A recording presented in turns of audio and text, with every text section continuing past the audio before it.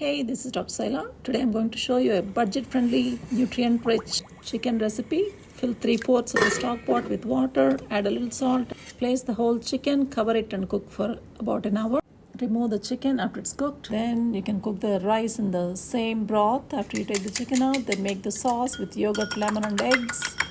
I love this dish. It's so easy to make. In less than $10, healthy meal for 4 people. You can't ask for better than this. I'll place parsley and 2 tablespoons of butter in a separate pot.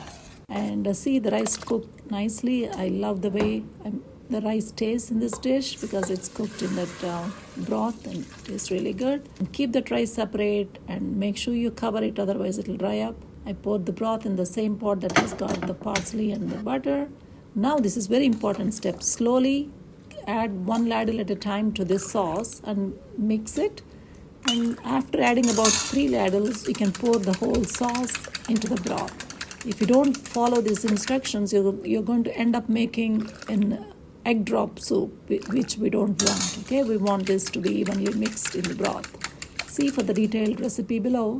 Now pour the whole sauce into the broth and mix it. And I love this recipe, so please do make it. Whole family can enjoy this budget-friendly, delicious recipe. Baste the chicken with butter, salt and paprika and broil till it is brown. Serve all 3 together. See, even with leftovers, you can make such a delicious food. This is a pulled chicken fry. See the recipe below. And with the chicken bones, leftover bones, I made the chicken bone broth. It came out so delicious and I in fact stored it in the freezer. Thank you. I hope you will enjoy this recipe.